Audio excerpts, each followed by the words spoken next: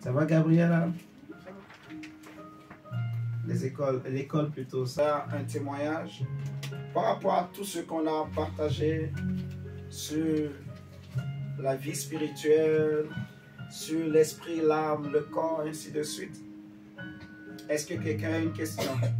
Je pense que je vais faire d'abord une coupure pour permettre à ce qu'on a vu. Parce que c'est des, comment on dit, c'est des enseignements lourds. C'est de la nourriture solide, en fait. Il faut réécouter pour bien comprendre. Amen. Amen. Il y a des choses qui sont dites peut-être en passant vite. Donc, qui demandent de prendre le temps de réécouter, de poser des questions. Voilà, de méditer aussi sur ça. Donc, je nous encourage à faire ce travail personnel. Et si quelqu'un a des questions, vous me posez, on prendra le temps pour répondre. Vous voyez? Donc ce matin, on va faire une coupure par rapport à ça. Il y a encore pas mal de choses à dire, mais on ne va pas parler ce matin de ça, de l'esprit, l'âme et le corps, ainsi de suite. On va parler de la Pâque. Hein? On parlera de la Pâque aujourd'hui. Est-ce que quelqu'un a une question? Dylan a une question. Dis-moi ta question. Mais pourquoi il y a des gens qui disent que le 1er avril, parce que c'est Pâques? Prends ça, prends ça. Lève-toi. Bah, en fait, j'ai entendu beaucoup de gens dire que Pâques, c'était un jour là où Jésus est né et mort. En fait, les deux. Tu as entendu des gens qui ont dit quoi? Que la Pâque? C'est le jour là où Jésus est mort. C'est ça la Pâque. Oui. On parlera de tout ça aujourd'hui. Tu comprendras si c'est vraiment le jour où Jésus est mort, ainsi de suite. Mais tu comprendras. Mais c'est une bonne question. C'est une très bonne question. Donc, on va en parler pour que chacun comprenne. Qui a une autre question par rapport aux enseignements?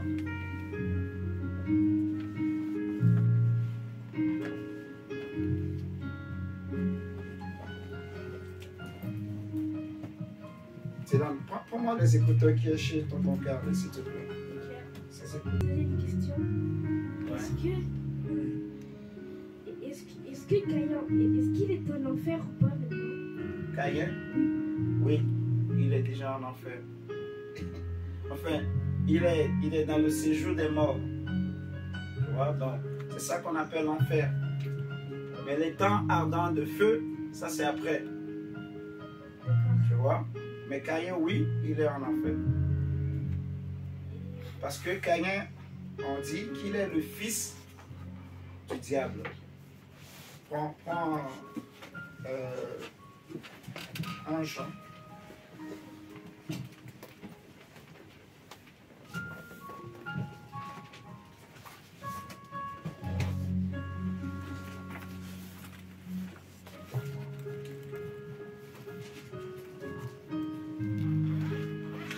Prends 1 Jean chapitre 3 verset 11 à 12. Et tu nous fais la lecture.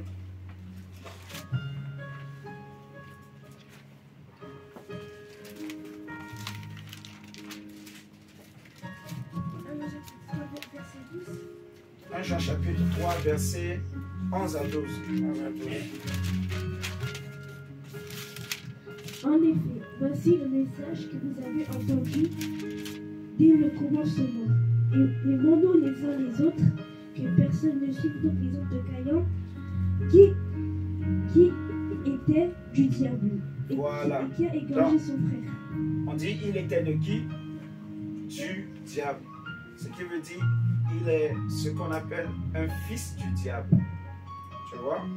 Donc, tous ceux qui sont du diable sont en enfer. Parce que l'enfer a été créé pour le diable et ses anges. Et aussi ses enfants. Donc, tous ceux qui suivent la voie du diable, ils vont aussi en enfer. Prends Matthieu. Matthieu, on va prendre Matthieu 25.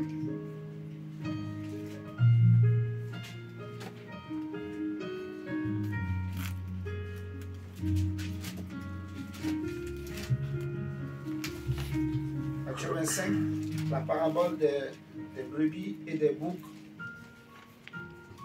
Si tu prends à partir du verset 31.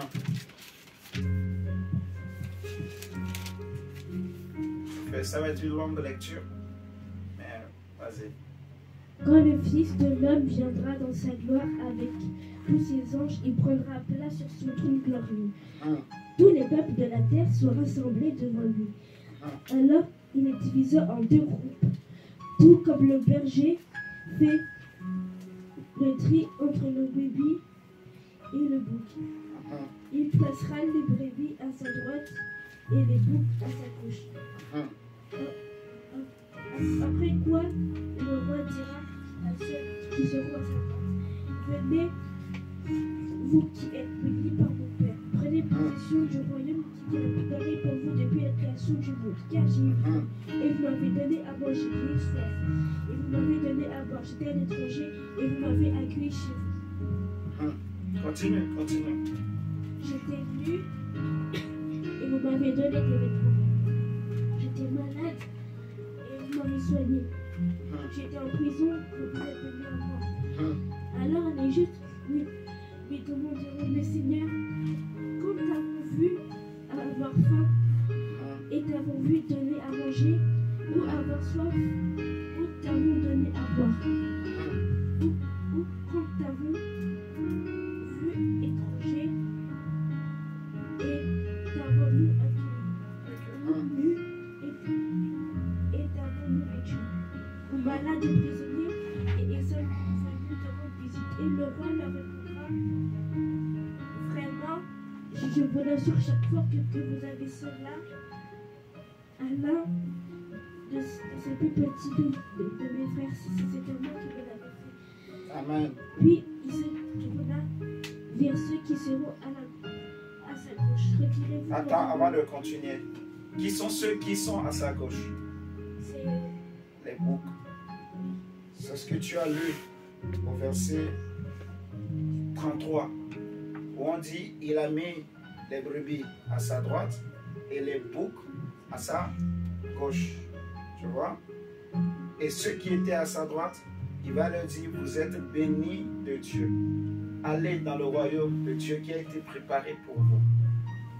Tu vois? Il parle, les brebis ici, c'est les brebis du Seigneur, les brebis de Jésus. Donc, des hommes et des femmes qui ont accepté l'évangile, qui ont renoncé au monde, au péché, qui ont accepté d'obéir au Seigneur, de pratiquer la parole. Tu vois? C'est ça qu'on appelle la race des justes. Parce qu'au verset 37, la Bible dit que les justes lui répondront. Lis le verset 37. Le début dit quoi? Alors les justes lui demanderont: mais Seigneur. Voilà. Donc on dit les justes. Donc ceux qui sont à sa droite, que le Seigneur a appelé les brebis, c'est les justes. Tu vois? Les justes, c'est tous ceux que le Seigneur a justifiés. Ceux qui obéissent à la loi de Dieu et au commandement de Dieu. Ceux qui ont accepté le nom de Jésus et qui marchent dans les voies du Seigneur. On les appelle les justes. Et c'est une race en fait. Parce que ici, vous voyez, on parle au pluriel. Donc, ils sont nombreux. C'est toute une race. C'est toute une lignée de justes. En commençant par Abel, le premier. Vous voyez, il y a eu Enoch. C'est tous les hommes qui ont eu la foi en Dieu.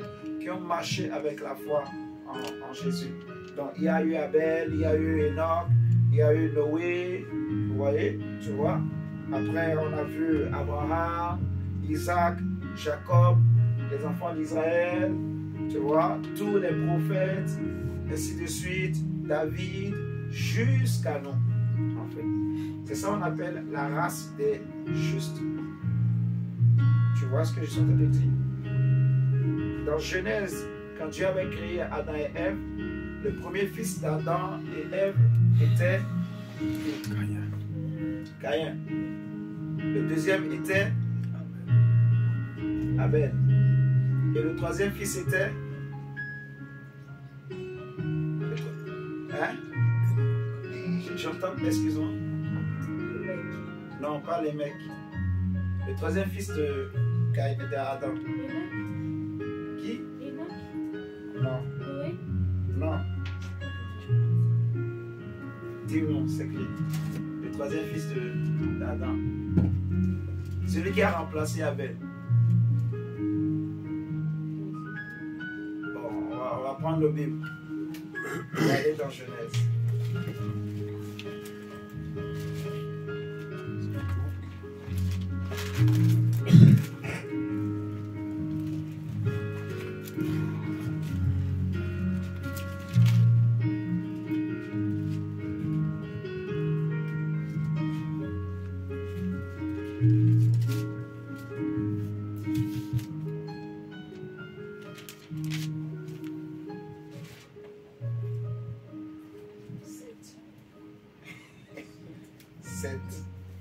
Donc, le troisième fils de Adam et Ève s'appelle Seth. Ok? Et c'est écrit où dans Genèse? Genèse 4. Chapitre 4, verset 25 à 26. Et après, on va retourner dans Matthieu pour que tu termines la lecture. Donc, le verset 25 à 24, à 26 plutôt, tu dis quoi? Genèse 4. Adam s'unit encore à sa famille et elle mit au monde un fils qu'appela Seth, car dit Dieu va susciter une autre descendance pour remplacer Abel que Caïn a tué. Pour remplacer Caïn que Abel a tué. Donc Caïn est le premier meurtrier de la terre. Le premier qui a versé le sang humain. Tu vois? Et Jésus dit aux Juifs que vous avez pour père le diable. Il a été meurtrier dès le commencement. Voilà. Donc Jésus dit aux Juifs que dans Jean, que vous avez pour père le diable. Il a été meurtrier dès le commencement. C'est pour ça qu'on vous dit que Caïn était du malin. Il était un fils du malin. Donc Caïn est de ceux qu'on appelle la race des injustes, si tu veux. Tu vois? Il y a la race des justes et la race des fils de Dieu et la race des fils du diable. Si tu veux, on va dire comme ça. La race des justes, c'est la race des fils de Dieu. Et la race des injustes, c'est la race des fils du diable. Tu vois? Donc Caïn est un fils du diable. C'est le premier fils du diable. C'est le premier meurtrier. Le premier méchant de la terre. C'est Caïn. Tu vois? On le voit même dans Genèse. Quand il a péché, Dieu va le chasser de sa présence. Donc Caïn est en enfer. Oui, je peux te dire ça comme ça. D'affirmer que Caïn est en enfer. Et la parabole des boucs et des brebis qu'on a lue nous dit clairement que les boucs, le Seigneur va leur dire, mettez-vous à ma gauche. Et il va dire que j'ai eu besoin, j'ai eu faim, j'ai eu soif, j'étais malade, j'étais ceci. Vous ne m'avez pas aidé à aller dans le feu qui a été préparé pour le diable et ses anges. Retournons dans Matthieu 25.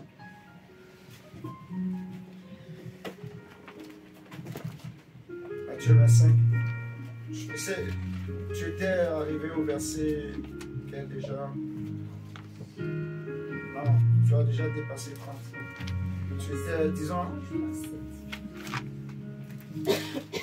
lis à partir du verset 40.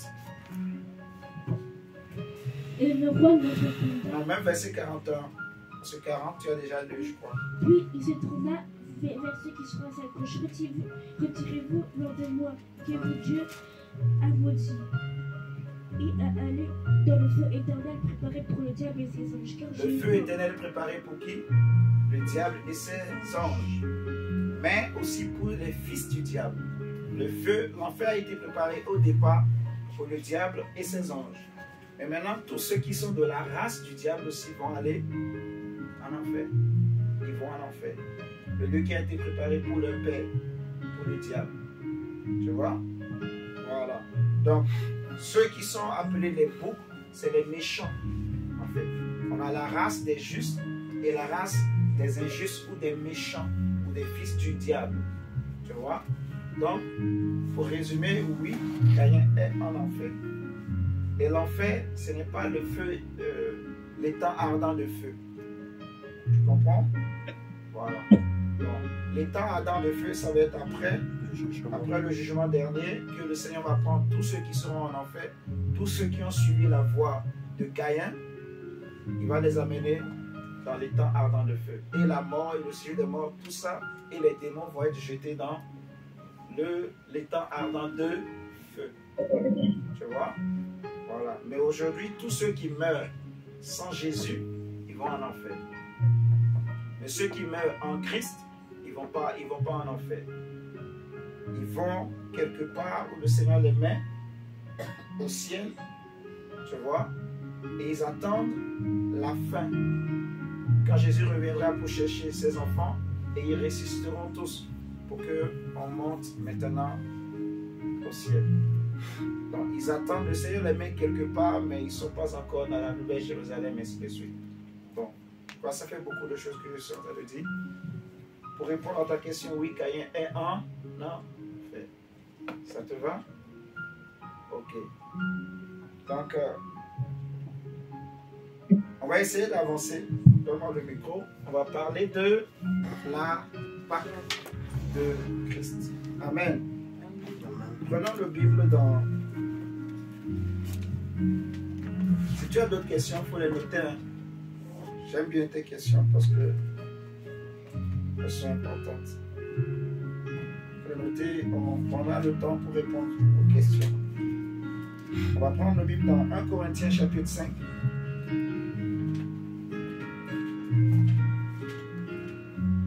1 Corinthiens 5.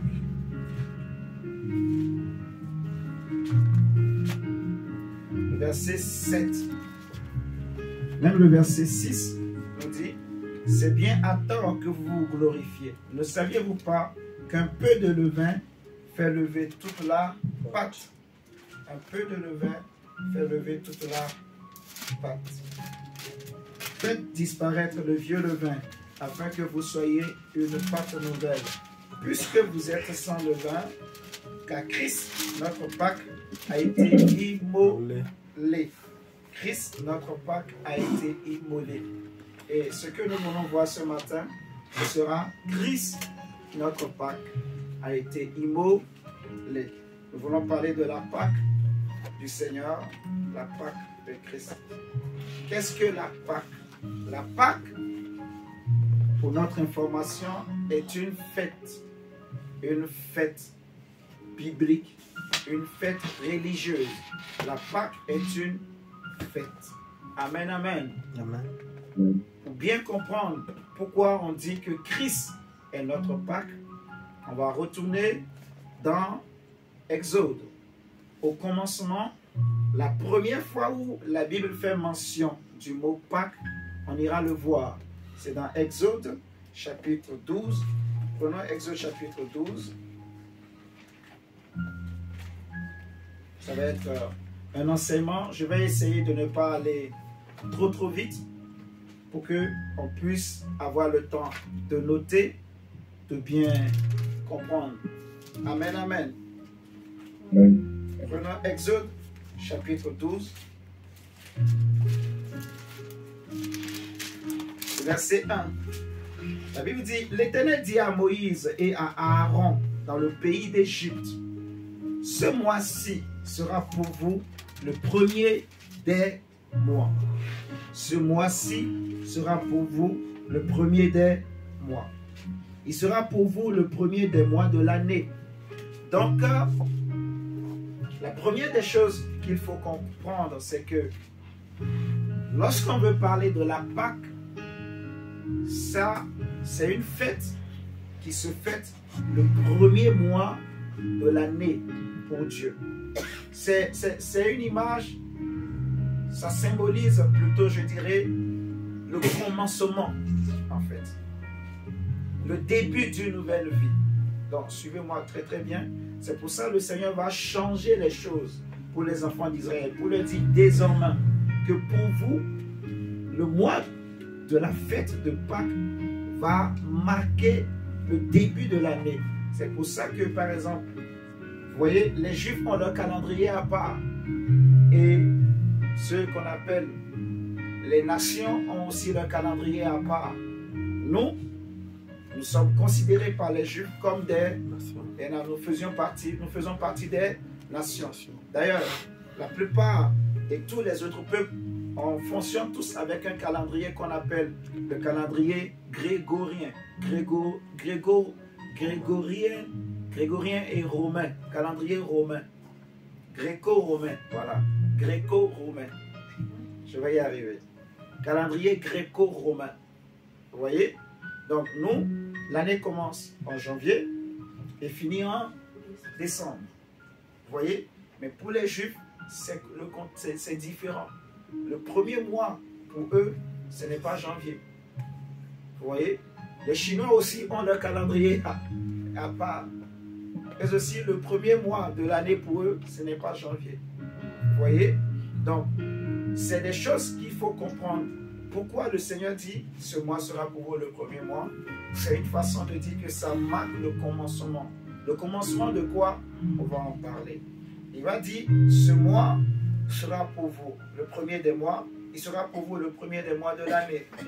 Parlez à toute l'assemblée d'Israël et dites, le 10e jour de ce mois, on prendra un agneau pour chaque famille.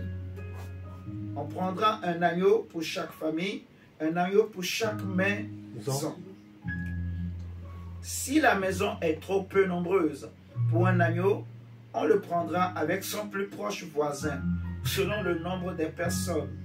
Vous compterez pour cet agneau d'après ce que chacun peut manger. Ce sera un agneau sans défaut, mâle, âgé d'1 an. Vous pourrez prendre un agneau ou un chevreau. Tu comprends, Gabriela? Jusque-là. Donc, déjà ici, le premier symbole que le Seigneur parle à Moïse et Aaron, il leur parle d'un animal. Il parle d'un agneau ou d'un chevreau. Un agneau ou un chevreau d'1 an qui est sans défaut et qui doit être un mâle. C'est très important. Un agneau mâle. Amen. Amen. Il faut prendre un agneau mâle d'1 an. Pas plus, pas moins. Un agneau d'1 an. Amen. Un agneau d'1 an. Pas plus, pas moins. Un agneau mâle, âgé d'1 an. Vous pourrez prendre un agneau ou un chevreau. Vous le garderez jusqu'au 14e jour de ce mois, du mois de la Pâque. Et toute l'assemblée d'Israël l'immolera entre les 2 soirs. Donc, le 10e jour du mois, il faut choisir l'animal et le mettre à part, le séparer des autres. Vous me suivez? Le 10e jour du mois, l'animal qu'on veut sacrifier doit être séparé des autres animaux. On doit le mettre à part, l'isoler, jusqu'au 14e jour. Et la nuit du 14e au 15e jour, on le sacrifie. On dit entre les 2 soirs, il faut le sacrifier. Vous m'entendez? Il faut le sacrifier, il faut l'immoler. Donc, vous l'immolerez, toute l'assemblée d'Israël l'immolera entre les 2 soirs. On prendra de son sang et on en mettra sur les 2 poteaux et sur le linteau de la porte des maisons où on le mangera. Donc, le premier symbole, c'est l'animal, l'agneau. Le deuxième symbole, c'est le sang de cet animal qu'il fallait mettre sur les poteaux et les linteaux des maisons où les enfants d'Israël habitent. Le Seigneur va dire au verset 8 que, déjà au verset 7, on prendra de son sang, on en mettra sur les 2 poteaux et sur le linteau de la porte des maisons où on le mangera. Cette même nuit, verset 8, suivez-moi, cette même nuit, on en mangera la chair rôtie au feu. On en mangera avec des pains sans le vin. Troisième symbole, des pains sans le vin. Des pains sans le vin. On mange l'agneau avec des pains sans le vin. Et l'agneau ne devrait pas être bouilli. Il fallait le rôti au feu. Amen. Amen. Des pains sans levain et avec des herbes amères. Vous ne le mangerez point à demi-cuit et bouilli dans l'eau, mais il sera rôti au feu. Donc, Dieu dit, il doit pas être à demi-cuit. Ce n'est pas comme aujourd'hui, quand on voit en Europe, dans les restaurants, on te fait manger la viande qui est cuite à demi-cuit. Il y en a qui aiment ça, saignant. On dit, c'est saignant. Il y en a qui aiment manger comme ça. Mais l'agneau pascal ne doit pas être saignant. Il doit être bien cuit au feu, bien rôti. Amen. Amen. Et pour faire une parenthèse, quand c'est bien rôti, ça a plus de goût que quand c'est saignant. C'est juste une parenthèse. Hein? Gabriela et Dylan. Quand la viande est bien rôtie, est-ce que vous n'êtes pas d'accord avec moi? Amen. Maman est d'accord aussi. Oui. Voilà. Même le diacre aussi est d'accord. Donc, quand c'est bien rôti, ça a plus de goût que c'est saignant. Donc, Dieu connaît les bonnes choses. C'est pour ça que le Seigneur dit, ça doit être mangé avec des herbes amères. Des herbes amères, mais il faut que la viande soit bien rôtie.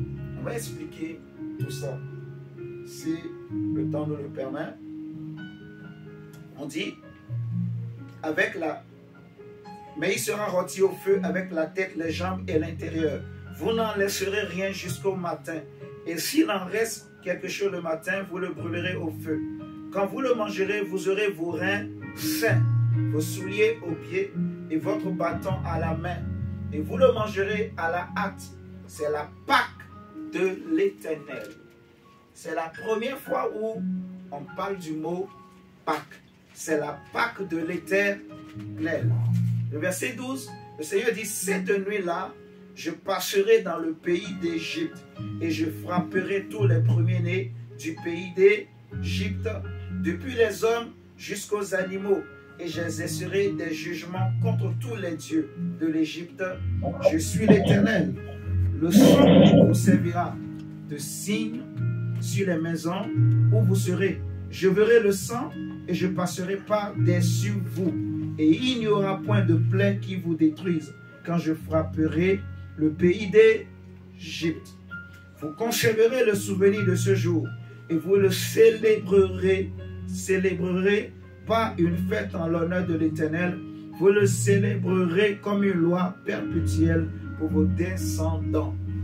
Et c'est comme ça que la Pâque est devenue une fête annuelle que les enfants d'Israël célébraient chaque année. Vous voyez, au mois de la Pâque. Le mois de la Pâque. Le mois de la Pâque, au 14e jour, entre le 14e et le 15e jour, ils fêtent la Pâque.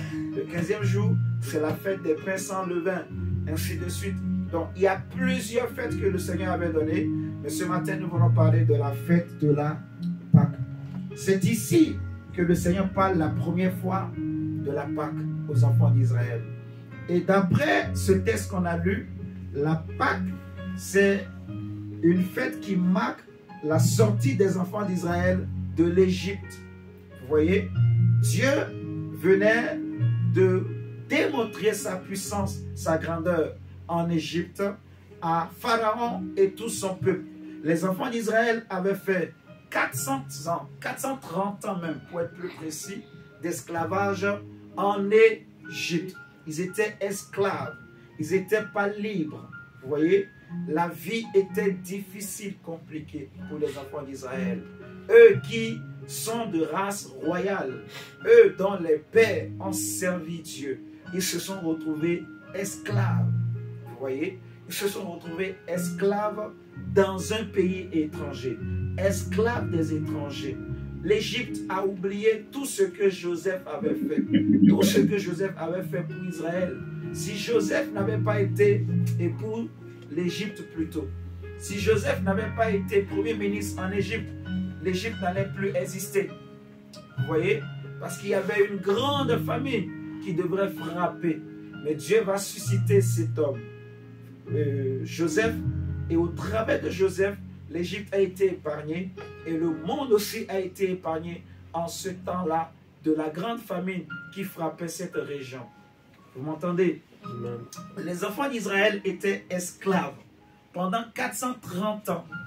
Mais après les 430 ans, Dieu va se souvenir de son alliance avec Abraham, Isaac et Jacob. Et il va descendre, il était descendu lui-même, on le voit dans Exode chapitre 2, et il va se révéler à Moïse. Il va faire en sorte que Moïse va fuir l'Égypte et il va aller se cacher auprès de Jéthro, son beau-père. Moïse va apprendre maintenant à prendre soin des brebis. Et Dieu le préparait ainsi pour aller délivrer son peuple de l'esclavage en Égypte. Quand le temps fixé par Dieu était arrivé, quand le Seigneur a vu que Moïse était prêt, il va descendre dans un buisson ardent. Dans Exode chapitre 2, il va se révéler à Moïse. Il va lui dire, je suis le Dieu de ton père, Abraham, Isaac et Jacob.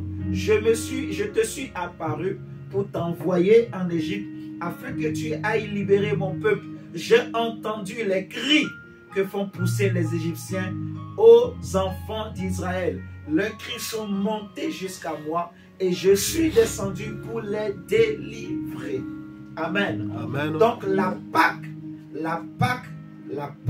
ça marque l'exode, la sortie des enfants d'Israël de l'Égypte. Vous voyez, ça marque la sortie des enfants d'Israël de l'Égypte.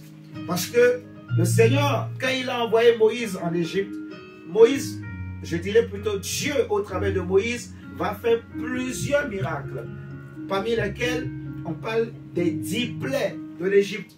Vous voyez? Et la dernière plaie, c'était la mort des premiers-nés de l'Égypte. La mort des premiers-nés de l'Égypte. La mort des premiers-nés de l'Égypte, y compris aussi le premier-né de Pharaon et le premier-né de même le plus petit animal qui était en Égypte.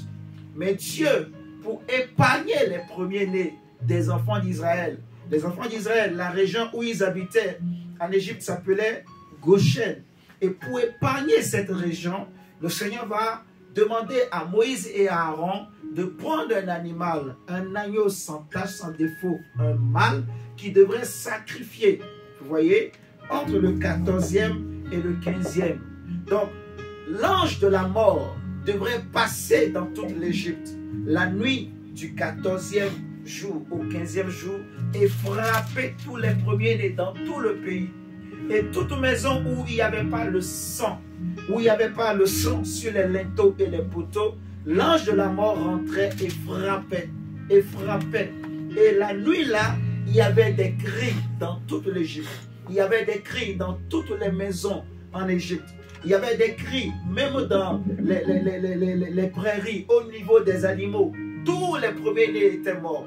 Même l'héritier de Pharaon a été frappé, il était mort.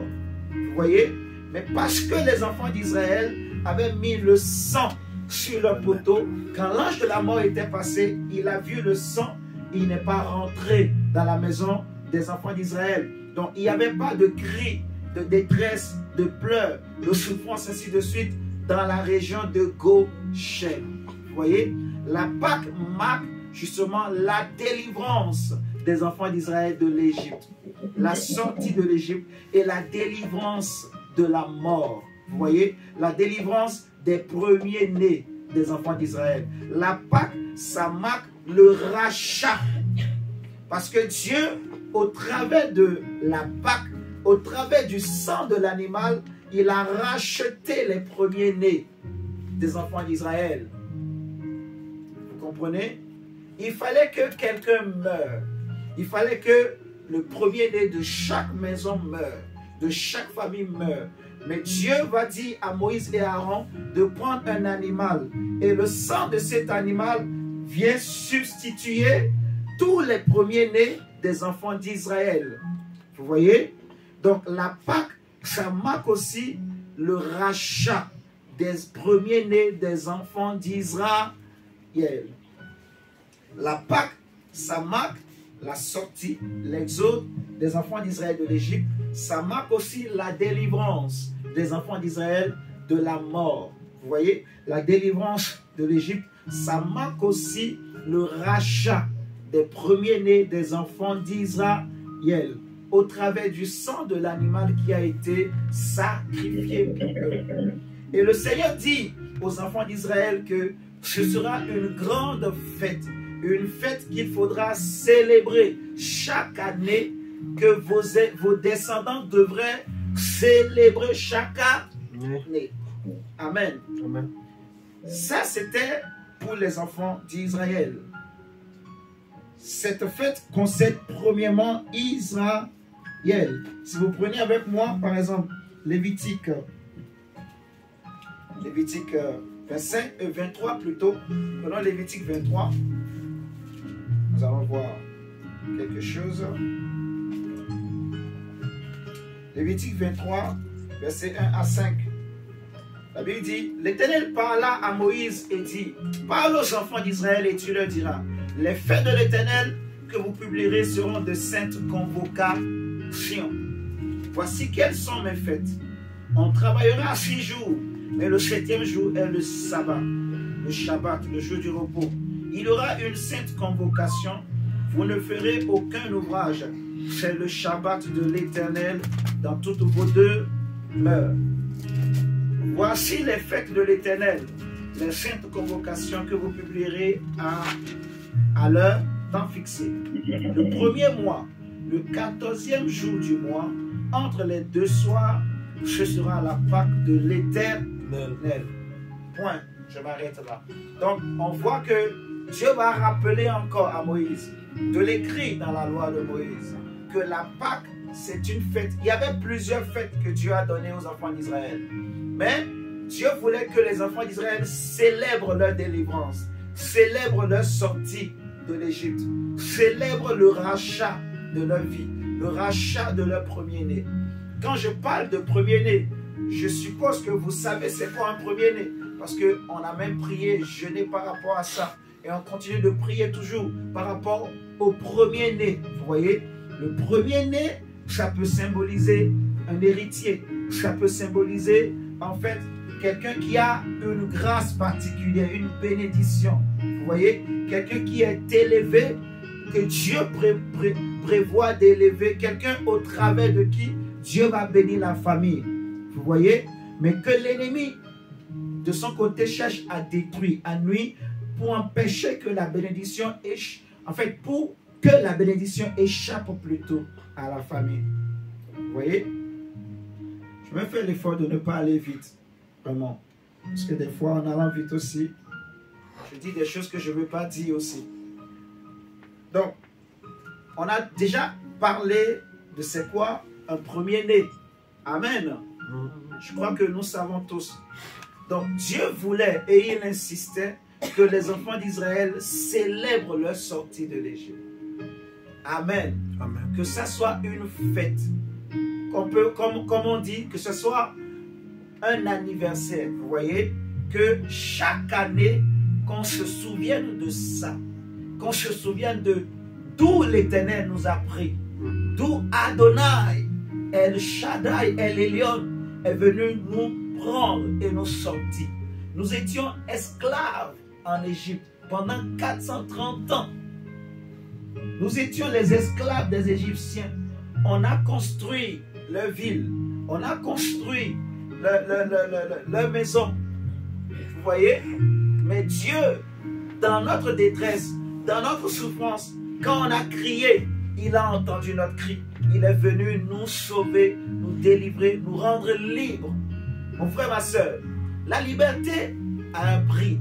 La liberté, ce n'est pas donné à tout le monde. La liberté a une grande valeur. Demandez aux esclaves, au temps de l'esclavage que le monde a connu.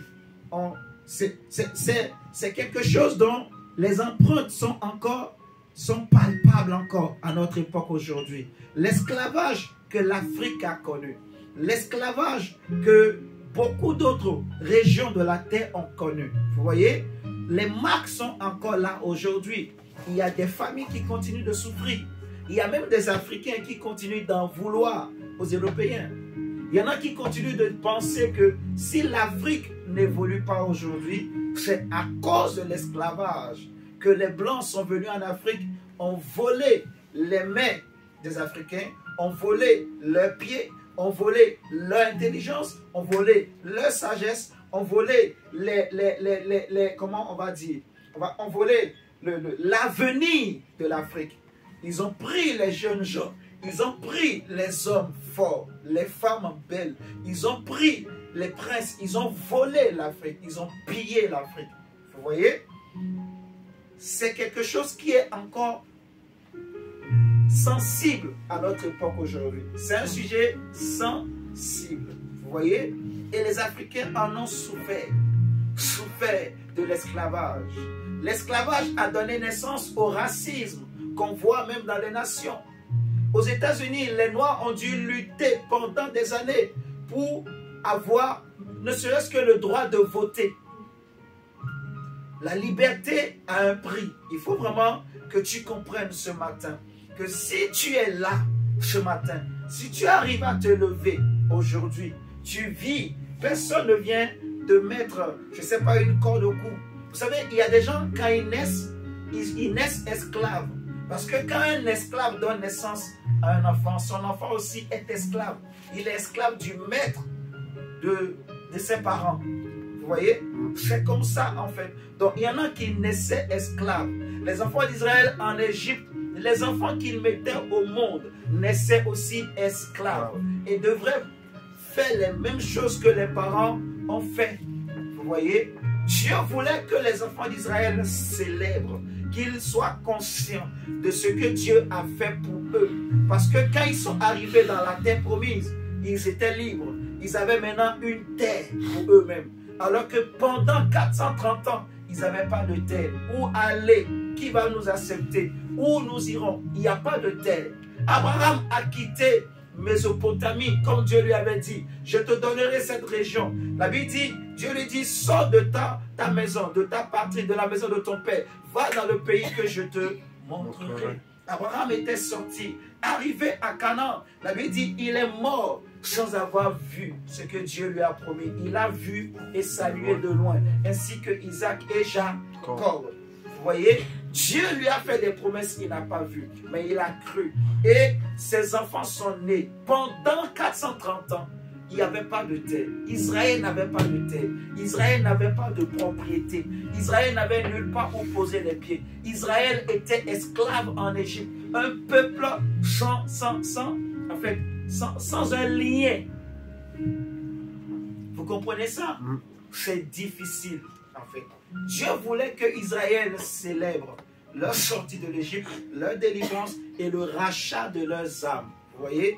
C'est pour ça qu'il insiste encore dans Lévitique ici, comme on a vu, qu'il faut le faire, cette fête. Je vais nous donner encore un autre texte. Nous allons lire pour bien comprendre cette parole. Prenons par exemple, prenons Luc 22. Luc 22, nous allons lire versets 14 à 20. Pour toi et moi aujourd'hui, en tant que chrétien, la Pâque doit te parler. La Pâque doit aussi me parler. Vous voyez? Paul dit aux Corinthiens, célébrons notre Pâque. Célébrons notre Pâque. Non pas avec le vieux levain, non pas avec le levain de la méchanceté, de la malice, mais avec des pains sans levain. Mais célébrons. Donc c'est une fête qu'il faut célébrer.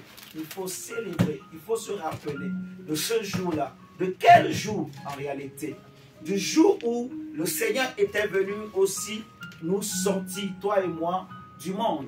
Parce que l'Égypte, c'est l'image du monde. Vous voyez? Nous étions esclaves du monde. Nous étions esclaves des esprits des familles. Nous étions esclaves des liens de famille. Vous voyez? L'apôtre Pierre dira que, souvenez-vous que ce n'est ni pas l'argent, ni pas l'or que vous avez été rachetés des vaines manières de vivre de vos pères. Vous voyez? Donc, nos parents, nos ancêtres avaient de vaines manières de vivre. Chacun suivait sa propre voie. Nos parents étaient des féticheurs. Nos parents étaient, je ne sais pas moi, des adorateurs d'idoles. Vous voyez? Il y a des parents qui avaient des vies bizarres. Les enfants aussi naissent et suivent le même chemin. Tu vois? Les parents étaient polygames. Vous voyez ce que je suis en train de dire? Mais les enfants aussi naissent, ils suivent la polygamie. Vous voyez? Il y a beaucoup de choses. Beaucoup de choses. Nous étions esclaves des ténèbres, esclaves des esprits qui dominaient dans nos familles. Dans certaines familles, c'était l'impudicité qui dominait. Dans certaines familles, c'était, je ne sais pas moi, le fétichisme. Il y a, des gens naissent, ils sont beaux, elles sont belles, mais il n'y a pas de mariage. Vous voyez, il n'y a pas de travail. Mais pourtant, la personne a étudié, elle a des diplômes, mais il n'y a pas de travail. Parce qu'il y a un lien, il y a un esprit qui domine, qui bloque la vie des gens. Vous voyez, qui empêche les gens d'évoluer. Il y a des enfants qui naissent, qui n'ont pas demandé. Qui n'ont pas demandé à être alcoolique. Mais l'enfant, à un certain âge, il commence à tourner vers l'alcoolisme. Regarde s'il n'y a pas un micro là qui bug. Non? Non. Donc c'est chez moi. Là. Ok. Donc, il y a des enfants qui naissent comme ça, en fait, qui vivent des situations qu'ils n'ont pas souhaitées. Vous voyez? Et beaucoup d'entre nous, nous étions comme ça. En fait. Chacun de nous suivait sa propre voie. Chacun de nous était dans les liens de famille, des liens de sang. On nous imposait certaines choses, mais on était obligé d'accepter. On nous a imposé des traditions qu'on était obligé d'accepter. On nous a imposé des coutumes. Vous voyez? On nous disait, par exemple, la nuit, il ne faut pas siffler. On nous disait, telle nourriture, tu ne dois pas manger. Il y a des tribus en Afrique qui ne mangent pas certains poissons. Vous savez ça, non? Il y a des tribus qui ne mangent pas certaines viandes. Il y avait beaucoup de ces lois, de ces interdits qu'on nous imposait. On te disait, si la nuit tu siffles, tu risques d'avoir, je ne sais pas moi, d'attirer un esprit mauvais ou un mort, ainsi de suite. Donc, il y avait beaucoup de choses, des coutumes, des traditions dans lesquelles on était esclaves de ce monde, esclaves des traditions, esclaves des coutumes. Vous voyez, nos vies n'étaient pas meilleures. Nos vies étaient vraiment sans avenir. On était bloqués. Vous voyez, on était bloqués. Et quand je parle de ces choses, ce n'est pas lié à la couleur ou à la race. Qu'on soit blanc ou noir, les gens étaient liés. La Bible dit que tous ont péché et sont privés de la gloire de Dieu. Vous voyez? Donc tous ceux qui n'avaient pas reçu Christ étaient esclaves du péché. Chacun est esclave de ce qui a triomphé de lui. Et les hommes étaient esclaves du péché parce que le péché avait triomphé du monde. Vous voyez? La Bible dit que de même que pas un seul, la condamnation est arrivée sur tous les hommes. Donc pas le péché d'un seul, c'est-à-dire du premier homme de Adam, la condamnation était arrivée sur tous les hommes. Et tous les hommes avaient péché. Qu'on soit jaune, qu'on soit noir, qu'on soit blanc, qu'on soit rouge, tous les hommes avaient péché. Le péché n'a pas de couleur. Le péché n'a pas de sexe. Le péché, c'est le péché. Le péché est spirituel, Paul dira. Il dira, qui me délivrera de cette chair, de ce péché? Il dira que moi, je veux faire le bien, mais je vois en moi une autre loi qui lutte contre la loi de mon entendement, qui m'empêche de pratiquer le bien. Moi, je suis charnel, esclave, vendu au péché. Donc tous les hommes sont vendus au péché. Le péché est spirituel. Amen, amen, amen. Il y en a qui naissent, mais les parents sont dans des sciences occultes. Les parents sont dans des sociétés occultes. Et dans les familles, parfois même, on peut demander au père de sacrifier ses enfants. Il y a des familles où, chaque année, il faut que l'aîné meure. Où on dit que chaque année, ou même on peut dire que dans la famille, les gens ne peuvent pas dépasser un certain âge, 60 ans, 45 ans, 70 ans, vous voyez, il faut que les gens meurent. Il y a des familles où on ne trouve pas de vieillards, parce qu'il y a des lois qui veulent que tous les enfants meurent à un âge donné. Vous voyez? Donc, il y a des limites, il y a des lois qu'on nous a posée comme ça, dans laquelle on est né. La Bible dira que les parents ont mangé des raisins. Vous voyez? Mais ce sont les enfants qui en ont eu les dents agacées. Et c'était comme ça en fait. Le péché que les enfants n'ont pas commis, le péché que les enfants n'ont jamais désiré. Mais ils naissent, ils voient que le péché, il y a quelque chose qui les anime, qui les domine, qui est plus fort qu'eux. Vous voyez? Une femme qui aime son mari, qui aime ses enfants, mais elle ne comprend pas elle-même ce qui la pousse. Elle cherche toujours à aller voir dehors, à aller voir ailleurs. On ne sait pas ce qu'elle cherche. Elle-même, elle ne peut pas vous expliquer, vous voyez? Parce qu'il y a un esprit, il y a une puissance, il y a une force qui agit en elle, qui vient de ses ancêtres. Vous voyez? Il y a des familles où les gens ont des calebasses. Si tu veux avoir l'argent, il faut qu'on te donne la marmite de la famille. Donc, ça change de tout. On va dire, pendant 5 ans, on laisse la marmite dans la famille de je sais pas moi, de Ézéchiel, je prends un nom comme ça, ou de Shamshaka, par exemple. Mais après 10 ans, on va dire maintenant, il faut amener la marmite dans une autre famille. Et c'est comme ça que la richesse change de famille, ainsi de suite. Donc, c'est des lois. Il y a des familles où tu ne peux pas voir. En fait, si la femme, elle trompe son mari, hein, il faut qu'elle meure. Vous comprenez ce que je suis en train de dire? Il y a des familles où le dieu de la famille, le totem de la famille, c'est un serpent. C'est un serpent, un python.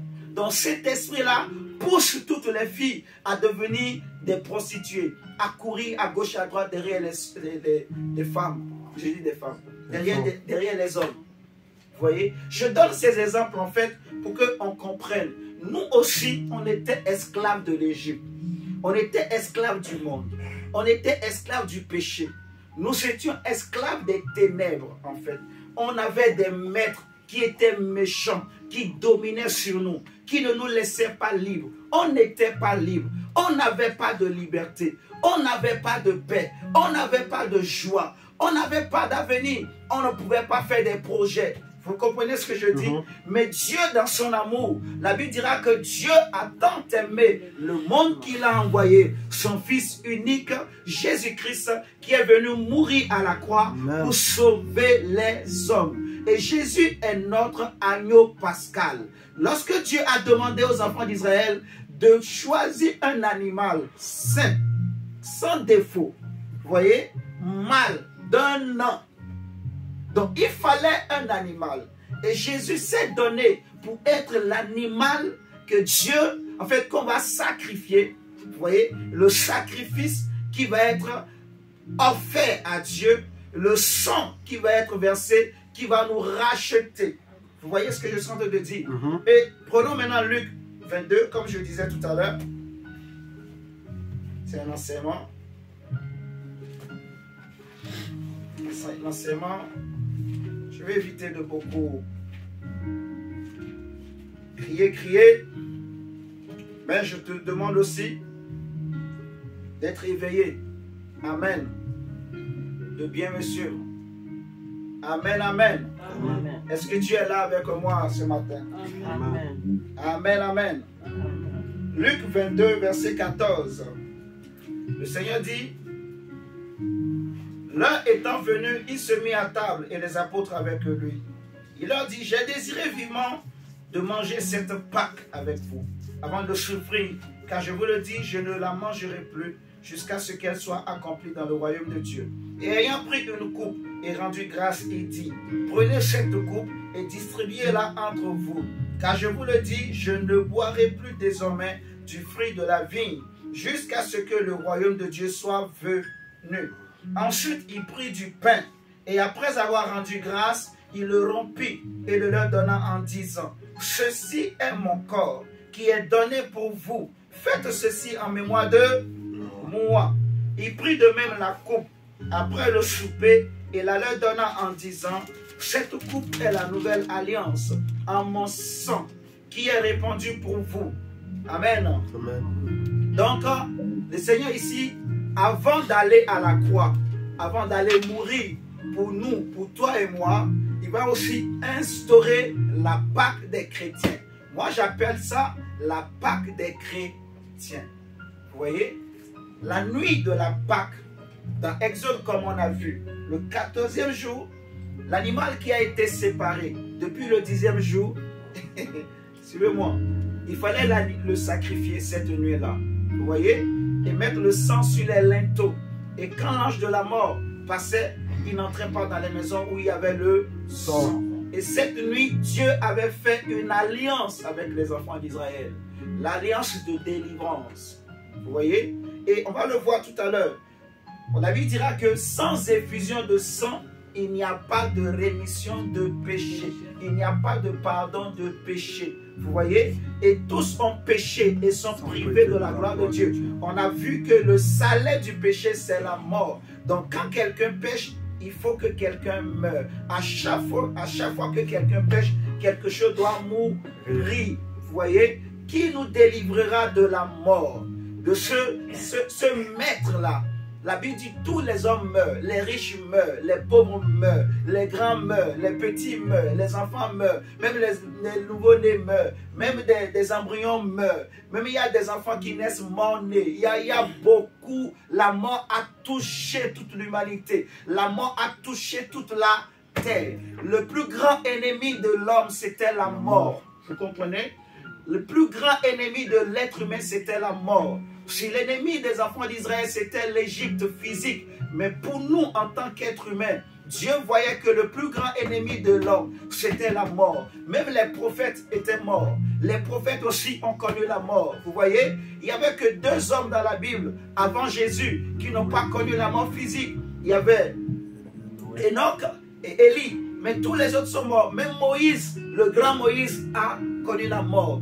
Élisée, qui avait la double onction du prophète Élie, était aussi mort. Alléluia. Donc la mort était un grand ennemi pour l'être humain. Vous voyez, il y a des hommes qui trouvent que la vie est injuste, que Dieu est injuste. Qu'est-ce qu'un bébé a fait? Qu'est-ce qu'un nouveau-né a fait? Parfois même quand on voit la guerre, à gauche, à droite, les gens trouvent que Dieu est injuste parce qu'il y a des gens qui meurent, il y a des enfants qui meurent, des innocents qui meurent, ainsi de suite. Et je veux nous dire ce matin que ce n'est pas Dieu qui est derrière toutes ces guerres qu'on voit dans le monde. Amen. Amen. C'est les hommes, c'est le salaire du péché des hommes. C'est à cause des plans que les hommes eux-mêmes ils mettent en place en fait. Mais Dieu sait, Dieu voit tout cela. Je vais dire à quelqu'un ce matin, si tu as peur de la mort, tu as peur pour tes parents, tu te dis, mais si mes parents partent, ou si mes enfants, ou si moi-même je pars, j'irai où? J'aimerais te dire ce matin que Dieu a préparé une place pour tous ceux qui ont mis leur espérance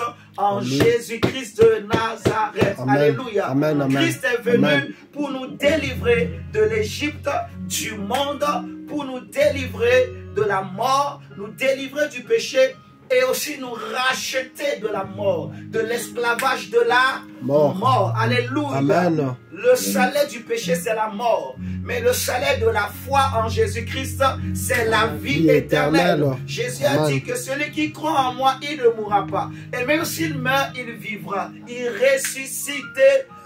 Amen. Amen. Parce que Jésus est la résurrection et la vie. Il est le salut que Dieu nous donne à nous, les enfants de Dieu. Tu comprends, Gabriela? La nuit du 14e jour, il fallait immoler l'agneau pascal pour les Juifs. Et nous aussi, Jésus, la nuit du jour où il devrait être sacrifié, la nuit où il devrait mourir, le Seigneur dira, la Bible dira que le Seigneur, il a rassemblé ses disciples, tu vois, et il va prendre le pain et le vin. Il a pris le pain sans le vin qui est l'image de son sang. Vous voyez, le sang qui va être versé pour notre rachat, le sang de la nouvelle alliance, lui-même le dit. La première alliance, c'était l'alliance qui était faite au travers d'Aaron, par le sang de l'animal que le grand souverain sacrificateur, chaque année, devait aller présenter à Dieu pour racheter les enfants d'Israël, pour racheter tous les premiers-nés. Amen, amen, Amen. Mais Jésus va donner son propre sang pour nous racheter du péché, nous racheter de la mort. Non seulement il nous délivre de l'Égypte, non seulement il nous délivre des esprits de famille, non seulement il nous délivre des ténèbres, mais il nous délivre aussi de la mort et du péché. C'est pour cela que Paul va dire dans Romains 8 qu'il n'y a plus désormais aucune condamnation pour tous ceux qui sont en Christ, qui marchent non selon la chair, mais selon l'esprit. Parce que la loi de l'esprit de la vie en Jésus-Christ m'a affranchi de la loi du péché et de la mort. Le problème de l'homme, c'était la mort. Le problème des prophètes, c'était la mort. La Bible dira dans Hébreux 2, verset 14, que puisque les enfants participent à la chair et au sang, il y a aussi participé afin de délivrer tous ceux qui avaient peur de la mort, tous ceux qui vivaient dans la crainte de la mort. Amen, amen. Amen. Oui, mon frère, c'est important de comprendre ça, en fait. Parce que quand quelqu'un meurt, tu vas le retrouver où? Dis-moi, quand quelqu'un meurt, tu vas le retrouver où? Il n'y a plus d'espérance. Comme l'enfant posait la question tout à l'heure, est-ce que Caïn meurt? Oui, Caïn est mort. Est-ce que Caïn est en enfer plutôt? Oui, il est en enfer. Mais ceux qui ont donné leur vie à Christ, ceux qui acceptent Jésus, la Bible dit que leur mort, en fait, c'est une mort heureuse. Vous voyez, leur mort est précieuse aux yeux de Dieu. Ils ne meurent pas comme les humains. Ils meurent comme des justes. Et un juste ne meurt pas. Un juste s'endort, mais il se réveillera à la fin. Amen. Il se réveillera. Le Dieu en qui il a cru le ressuscitera. Alléluia. Amen. Et nous revêtirons un corps glorieux. Un corps qui ne pourra plus être corrompu. Un corps qui ne connaîtra plus l'incorruptibilité. Amen. Amen, amen. Amen. Le Seigneur dit, le jour de sa mort, il a pris la coupe. Il a dit, ceci est mon sang. Faites ceci en mémoire de moi. Ça veut dire, fêtez cela. Quand on dit, faites ceci en mémoire de moi, ça veut dire quoi? C'est une fête. C'est une fête. Et moi, je suis contre ceux qui veulent faire croire aux chrétiens qu'il ne faut pas fêter la Pâque. Il faut fêter la Pâque. Vous m'entendez ce matin? Il faut fêter la Pâque. Nous devons fêter la Pâque. Mais le problème, on nous dit, selon la parole de Dieu, que dans la loi de Moïse, la Pâque, c'est le premier jour, le premier mois plutôt de l'année, qui marque le commencement d'une nouvelle vie. Vous voyez, il y avait la vie d'esclave, où on n'était pas libre, mais il y a maintenant la nouvelle vie de liberté. C'est le mois où on commence une nouvelle vie de liberté pour les enfants d'Israël. Pour toi et moi, on ne sait pas exactement quel jour Jésus est mort. On ne sait pas. Mais on sait que c'est au début de notre ère.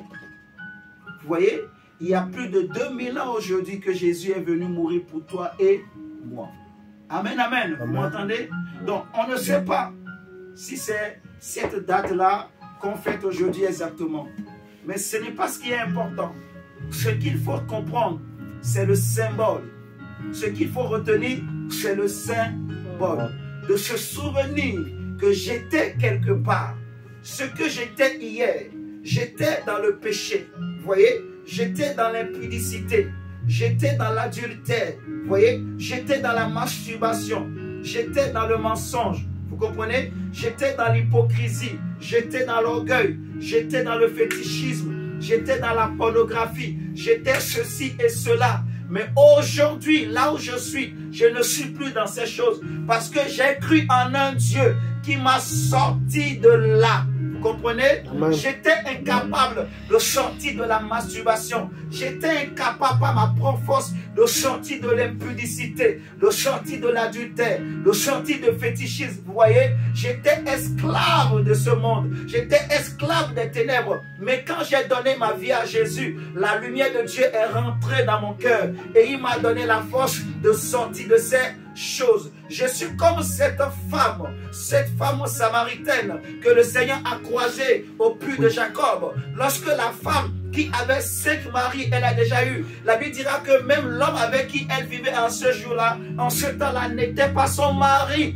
Mais quand elle a croisé le chemin de Jésus, de l'homme de Galilée, en écoutant les paroles du Seigneur, son cœur a changé. Elle qui était prostituée, elle qui était voleuse de mari, elle a abandonné la prostitution, elle a abandonné les maris des autres, et elle a commencé par suivre Jésus. Je peux vous parler encore de qui? De l'exemple de Marie, la sœur de Lazare, qui était mort. Marie aussi qui était une prostituée. Vous voyez? Tout Israël savait que Marie était une prostituée. Qui ne connaissait pas Marie? Tout le monde connaissait Marie. La preuve est que le jour où Lazare était mort, les gens sont venus pour la consoler. Mais quand Marie a croisé le chemin de Jésus, le jour où on a attrapé Marie en flagrant délit de péché, les gens l'ont amenée devant le Seigneur. Ils vont lui dire, Seigneur, dis-nous, selon la loi de Moïse, il faut lapider de telles femmes, une femme pécheresse, une prostituée, une mauvaise femme, une femme ceci, une femme cela. La Bible dira que Jésus s'est mis à écrire sur le sol. Et après, il va se lever, il va leur dire que le premier d'entre vous qui n'a jamais péché, lui lance la première pierre. Donc du plus petit au plus grand, tous condamnés par leur conscience, ils ne sont pas petits. Le Seigneur va lui dire, moi aussi je te condamne par femme. Où sont ceux qui t'accusaient? Elle va dire, ils sont tous partis. Jésus va lui dire, va, ne pêche plus. Marie a été touchée, elle a changé de vie. Vous voyez, ce que le Seigneur veut, c'est que je me rappelle d'où Dieu m'a pris, que je me rappelle où j'étais. Souviens-toi, il y a peut-être quelques années où tu étais peut-être encore en Afrique, tu étais peut-être encore célibataire, tu étais peut-être sans travail, tu étais peut-être sans situation, tu étais peut-être malade, tu étais peut-être malheureuse. Vous voyez ce que je dis? Se rappeler ce que Dieu a fait pour ma vie, pour ma famille. Amen, amen. Amen. Et ce Dieu est fidèle. Parce que s'il a fait hier, il le fera encore. Il est le même hier, aujourd'hui et éternellement. Il ne change pas. Amen. Amen. Les hommes peuvent t'abandonner. Les hommes peuvent t'oublier. Les hommes peuvent te délaisser. Les hommes peuvent ne pas te comprendre. Mais le Dieu que nous prions est le Dieu qui sonde les cœurs et les reins. Amen. Et qui comprend. Il comprend plus que tout le monde. Et même si le monde t'abandonne, lui il n'abandonne jamais. Il a dit, même si une poule pouvait abandonner ses poussins, moi l'Éternel, je ne t'abandonnerai jamais. Amen. Je ne te délaisserai pas. Amen, amen. Amen. Donc notre Dieu, il veut que tu te rappelles ce qu'il a fait pour toi et que tu le célèbres. Tu fêtes cela. Amen, amen. Amen. La Bible dit, le jour-là, il a dit, faites ceci en mémoire de moi. Il a pris le pain, il a pris la coupe pour qu'on puisse célébrer à chaque fois que nous buvons le vin, que nous mangeons le pain, le corps et le sang de Christ, nous célébrons notre Pâques. Amen, amen. Amen. Nous célébrons la Pâques. Tu comprends, Dylan? Donc, la mort de Christ, ça fait partie aussi de notre Pâques. Comme les gens t'ont dit. Tu comprends? Donc, tous les jours où tu manges le pain, et que tu bois le sang de Jésus, tu célèbres la Pâque du Seigneur. Vous comprenez? Donc, peut-être la semaine prochaine, ou dans 2 semaines, on va voir, mais on va s'organiser en fonction de la disponibilité de tout le monde pour que le maximum soit présent. On fera aussi la Sainte Seine, le vin et le pain, le corps et le sang du Christ. On va le manger et on va le boire. Amen, amen. Et c'est important de comprendre. Lui m'a dit, faites ceci en mon honneur. Faites ceci en mémoire de moi. Donc fêtez cela, c'est un anniversaire. C'est l'une des fêtes que Christ lui-même a instaurées pour l'Église. C'est notre Pâques. Amen, amen. Amen. Ce n'est pas un péché de fêter la Pâques. C'est biblique. C'est biblique. C'est biblique. Ça fait partie de la doctrine que les apôtres ont instaurée, que le Seigneur lui-même a instauré, la Pâque. Vous voyez, la Pâque pour nous, ce n'est pas comme les enfants d'Israël. Nous, on n'a pas besoin d'amener un animal. Parce que nous, notre animal ou notre agneau pascal, c'est Christ. Amen. Il est déjà mort. Et il ne mourra pas 2 fois. Il est mort une seule fois pour nous. Lui, il n'a pas besoin de mourir chaque année, non. Parce que son sacrifice est parfait. Il est l'agneau sans défaut. Quand Dieu disait aux enfants d'Israël, prenez un animal sans défaut, sans tache, d'un an. Je vous dis, mes frères et sœurs, l'animal là avait quand même toujours un défaut parce qu'il reste un animal, il reste une créature humaine. Alléluia. Mais je vous parle de quelqu'un en qui il n'y a point de péché, il n'y a point de défaut. Les hommes l'ont testé de toutes les manières. Les gens l'ont provoqué de toutes manières. Mais la Bible dit, en rien du tout il n'a péché. Personne ne pouvait l'accuser de péché. On lui a tendu tous les pièges possibles. Il a été tenté en toutes choses. La Bible dira dans Hébreu, mais il n'a jamais péché. Et son sang est le sang du Dieu vivant. Le sang pur, le sang parfait, le sang sans défaut. Le sang dans lequel le diable ne peut rien réclamer. Dans ce sang, il n'y a pas la sorcellerie familiale. Alléluia. Dans ce sang, il n'y a pas le péché. Il n'y a rien. C'est le sang pur. Le sang que Dieu a agréé. Et la Bible nous dira, Jésus pour présenter son sang, il n'est pas rentré dans un temple fait de main d'homme. Tellement que le sacrifice était parfait, il fallait qu'il monte jusqu'au ciel. Donc il est monté au ciel pour toi et moi. Il est monté jusqu'au Père. Wow! Tu imagines, ce jour-là, les anges qui étaient là debout pour voir, ils montent au ciel. Qui est celui-là qui est en train de monter? Qui est celui-là qui est en train de monter? C'est le Fils de l'homme. C'est l'homme de Galilée. C'est le parfait, le Fils du Dieu vivant. C'est le sacrifice de Dieu pour l'humanité, pour le salut de mon âme et de ton âme. Jésus est monté. Les anges l'ont vu. La Bible dit, il a été glorifié dans les nations, vu par les anges, adoré. Le mystère de Dieu, le mystère de la piété. Il est monté, les anges l'ont glorifié, l'ont adoré. C'était la joie au ciel. Il est monté dans le temple, il a traversé le parvis, il a traversé le lieu saint, il est allé jusqu'au Saint des Saints, là où personne n'est jamais rentré, dans le temple qui n'est pas fait de main d'homme, là où Dieu est assis, là où le Père est et le Saint-Esprit est, et lui seul connaît. Personne d'autre ne connaît ce chemin. Même le grand souverain sacrificateur Aaron ne connaît pas ce chemin qui conduit dans le temple qui est au ciel. Mais je te parle de quelqu'un, celui qui était au commencement de toutes choses. Amen. Au commencement, il était, il est et il sera. Amen. Celui qui a toujours été, il a accepté de venir mourir pour toi et moi. Amen, amen, amen. Personne ne pouvait nous sauver. Personne ne pouvait nous délivrer de la mort. Personne ne pouvait nous délivrer du péché. Aucun sacrifice ne pouvait satisfaire la justice de Dieu. Même les riches ne pouvaient pas acheter leur liberté. Non, je veux que tu comprennes, le prix de ta liberté est grand. C'est pour ça que vous avez été rachetés à un grand prix. Le prix pour que tu sois un homme libre aujourd'hui, le prix pour que tu sois une femme libre aujourd'hui, c'est le prix du sang, le prix de la vie du Dieu vivant, du Dieu tout-puissant, du Fils du Dieu très haut. Il a versé son sang à la croix pour te libérer. Qui pouvait nous venir en aide? Merci Jésus. Qui pouvait nous sauver? Qui pouvait nous comprendre? Qui pouvait accepter de prendre ma place? Dis-moi, un homme comme moi, qui pouvait accepter? Quel parent acceptera de mourir à la place de son enfant? La femme dit au mari, je t'aime. Le mari dit, je t'aime. Mais le jour de la mort, s'il te plaît, pas seul. Je t'aime. Je vais pleurer. Mais on ne peut pas nous enterrer ensemble.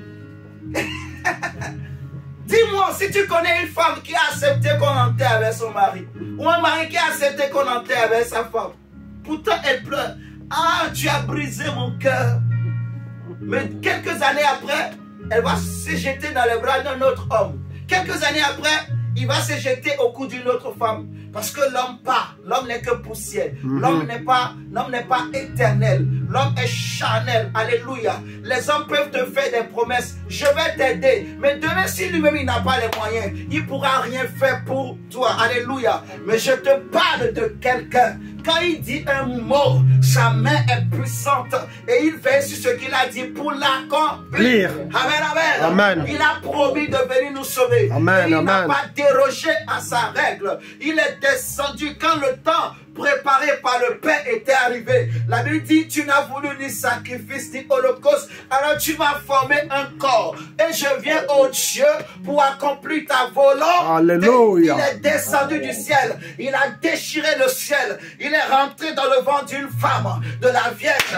Et il était né au milieu des hommes. Amen, amen, amen. De grâce et de puissance et de grâce. Il est venu marcher au milieu Merci, des hommes Seigneur. pour nous montrer le chemin. Il est venu accepter de mourir à ma place et de mourir à ta place. Oh, il est venu accepter de payer le prix pour que je devienne un homme libre. Alléluia. Un homme libre. Que tu deviennes une femme libre. Les chaînes de l'esclavage, les chaînes de la famille, les chaînes de l'impudicité, les chaînes du péché quelconque ont été brisées à la croix de Golgotha. À la croix de Golgotha. Là où il n'y avait personne qui pouvait parler à ma faveur, là où personne ne pouvait compatir, maintenant il se présente devant mes accusateurs. Il se présente. Pendant des années, le diable pouvait accuser les saints devant Dieu.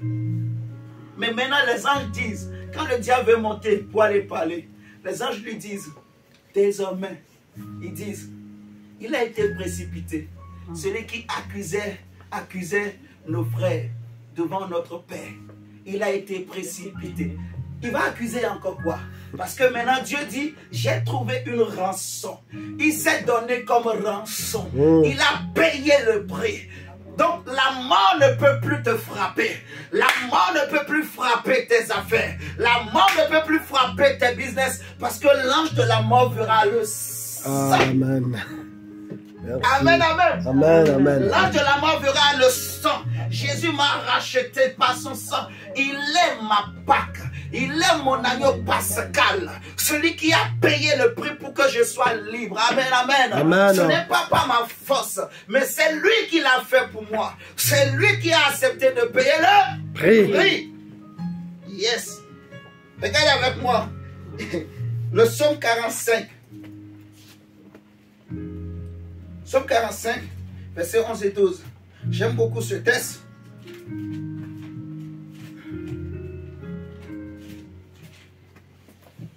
Psaume 45, versets 11 et 12. La Bible dit, écoute ma fille, vois et prête l'oreille. Prête l'oreille. Oublie ton peuple et la maison de ton père. Oublie. Parce que le roi porte ses désirs sur ta beauté.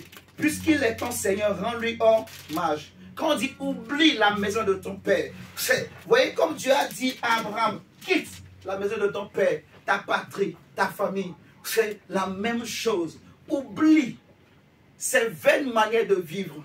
Abandonne. C'est pour ça qu'on nous dit de célébrer notre Pâques, non pas avec le vieux levain, non pas avec le levain de la méchanceté et du mal. Amen.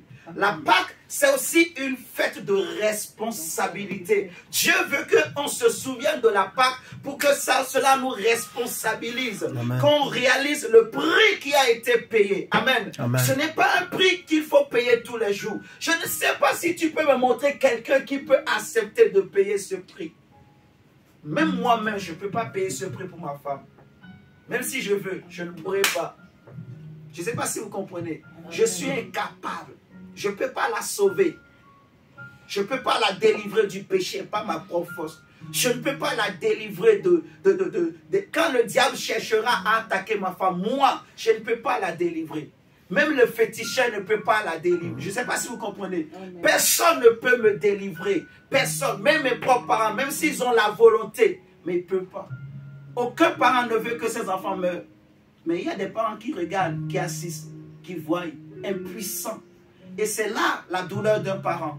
De voir son fils ou sa fille en train de souffrir, mais tu te sens impuissant, tu ne peux pas l'aider. Devant la maladie qui est en train de tuer l'enfant, devant le problème, quand l'enfant n'arrive pas à réussir, le parent souffre dans son cœur, mais il est impuissant. Amen, amen. Amen. Parce que c'est une force qui dépasse son énergie. Mais je te parle de quelqu'un qui contrôle et le monde spirituel et le monde physique. Il marche sur les eaux et les eaux lui obéissent. Il parle à la mort obéit. Lorsque les hommes ont enterré Lazare et les hommes ont dit que c'est fini pour Lazare, mais Jésus n'avait pas encore dit c'est fini.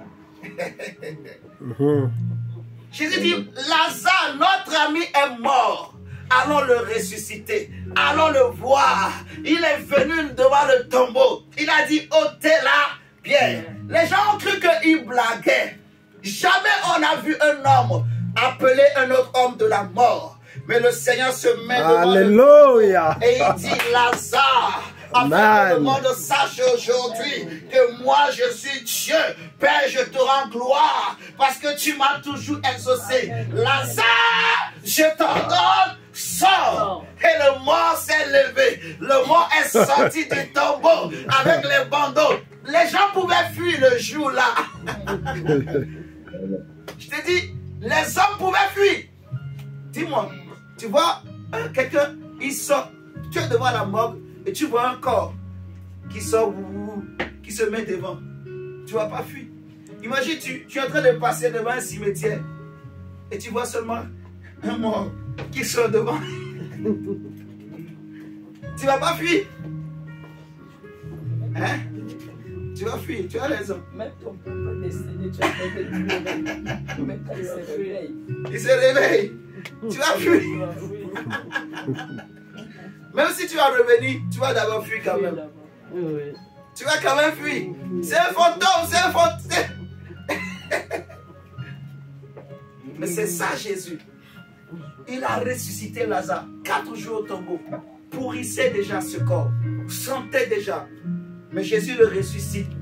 Il n'y a plus de problème dans son corps. Les vers sont partis. Tout restauré de la tête aux pieds. Amen. Amen. Et nous allons célébrer. C'est ça notre Pâque. Christ est notre Pâque. Et nous célébrons la Pâque comme une fête de responsabilité. Une fête qui nous responsabilise. Parce que quand je me rappelle où Dieu m'a tiré, quand je me rappelle les choses que je faisais hier, mon frère, ma soeur, les choses que moi je faisais hier, moi votre frère, les choses dans lesquelles j'étais, quand je me rappelle mes amis, beaucoup de mes amis qui sont déjà morts, les gens avec qui j'ai grandi, beaucoup qui sont morts. Je vous raconte souvent des histoires ici. Quand je vous raconte mon histoire, mon enfance, des gens que j'ai connus qui sont morts. Quand tu te dis, des fois, tu as un cousin ou une cousine qui mérite mieux que toi, mais qui est parti. Tu te dis, elle est partie, mais elle est partie comment? Ou il est parti comment? Dans le péché. Tu te dis, ça pouvait aussi m'arriver. Parce que imagine si j'étais mort dans la situation où j'étais hier. Je serais où aujourd'hui? Vous comprenez ce que je dis? Je serais où? En enfer. Et chaque jour, il y a des gens qui meurent sans Jésus. Il y a des gens qui meurent sans Christ. Il y a des gens à qui on parle de l'évangile, mais ils ne veulent pas accepter. Parce que le péché a trop pris. Le péché est trop goût, comme on dit. Le péché est trop goût. Ils ont pris plaisir au péché. Le péché est tellement succulent. Il y en a qui aiment le goût du péché. Ah, la chair donne le goût du péché. Donc, il y en a même qui sont chrétiens, mais tellement que le goût du péché, ils préfèrent quand même, je mets d'abord Dieu de côté là. Je mange un peu. Je mange un peu. Mais en mangeant là, la mort aussi peut te manger. Vous comprenez ça? La Bible dit, célébrons notre Pâque. Non pas avec le vieux levain. Non pas avec le levain de la méchanceté. Vous voyez? Mais avec des pains sans levain. Amen, amen. Amen. Nous allons prendre Hébreux 9. Hébreux 9. Verset 15 à 28. Et on va s'arrêter là. On va remercier le Seigneur.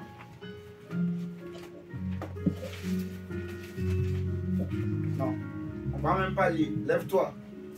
Remercions le Seigneur. J'aimerais que tu dis merci à Dieu. Tu peux lire chez toi. Je peux m'arrêter même là déjà. Hébreux 9, verset 15 à 28. Lis ça chez toi. Mais prends même 5 minutes pour remercier le Seigneur pour son amour, pour son œuvre à la croix pour dire Seigneur, j'étais où? Dylan, baisse le volume. Dieu, merci. Merci.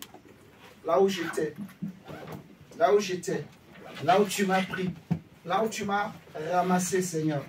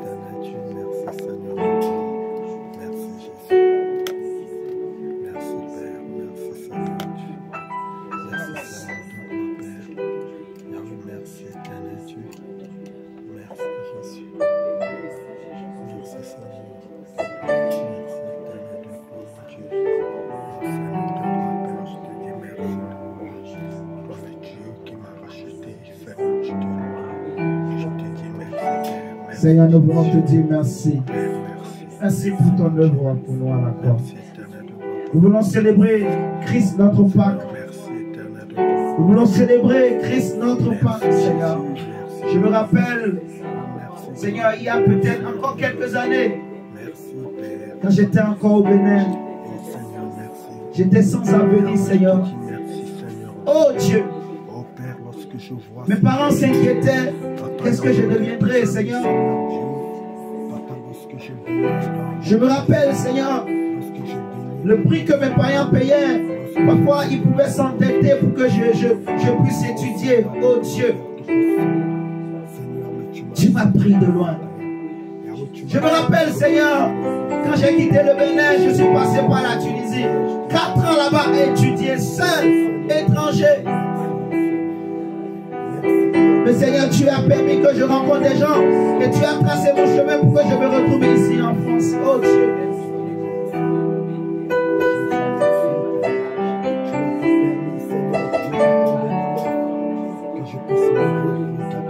Père, j'étais un petit. J'étais, Seigneur, masturbateur. J'ai pratiqué, Seigneur, les incestes, la zoophilie, Seigneur. Seigneur, j'ai commis des abominations dans ma vie, mon Dieu. Oh Dieu. Je te dis merci, Seigneur, pas parce que tu as été apaisé Jésus, tu ne m'as pas laissé mourir pour mes péchés, Seigneur. Je te dis merci. Oh Père, je te dis merci. Souviens-toi où Dieu t'a pris. Célèbre ta Pâque. Célèbre ta Pâque. Célèbre ta Pâque. Élève le nom de Jésus ce matin. Dis merci Adonai. Père, c'est pourquoi je te dis merci ce matin. Yahweh, je te dis merci éternel Dieu. Papa, les amis avec lesquels, Seigneur Dieu, on faisait le banditisme éternel de gloire. Oh Seigneur, beaucoup sont morts éternel de gloire. Jésus le moi, Seigneur Dieu, tu m'as fait grâce. C'est pourquoi je te dis merci ce matin. Oh Jésus, merci. Yahweh, merci éternel de gloire pour toi. Merci Seigneur Jésus. Yahweh, je te dis merci à toi. Oh Dieu, fidèle Dieu, oh Jésus, merci. Merci mon Dieu, merci. Merci mon Seigneur, merci à toi. Merci mon roi. Merci grand Dieu, merci Père, merci Jésus. Oh Jésus, merci. Oh merci éternel Dieu, Père, merci. Tu as été si bon. Tu as été si bon pour moi. Tu as été si bon. Tu as été. Merci mon roi. Merci Adonai. Oh Jésus. Jésus, je t'aime. Oh mon Dieu, tu es bon. Oh mon Dieu, tu es bon. Oh mon Dieu, tu es bon. Tu es bon pour moi, tu es bon.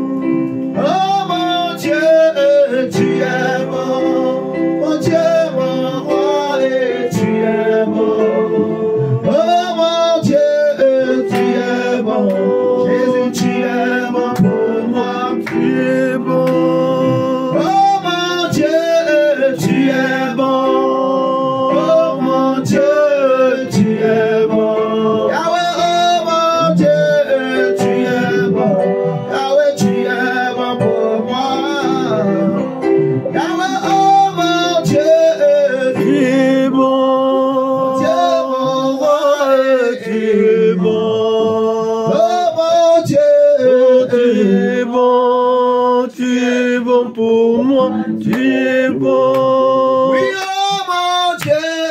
Tu es bon. Oh mon Dieu. Tu es bon. Oh mon Dieu. Oh, tu es bon. Tu es bon pour moi. Tu es bon.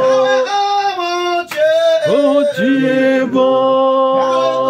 Oh, tu es bon. Oh, tu es bon. Tu es bon pour moi. Tu es bon. Oh, tu es bon. Oh, tu es bon. Oh, tu es bon. Tu es bon pour moi. Tu es bon. Tu es bon. Tu es bon. Tu es bon. Tu es bon pour moi. Tu es bon. Tu es bon. Oh, tu es bon. Oh, tu es bon. Tu es bon pour moi. Tu es bon. Tu es bon. Oh, tu es bon. Oh, tu es bon. Tu es bon pour moi. Tu es bon.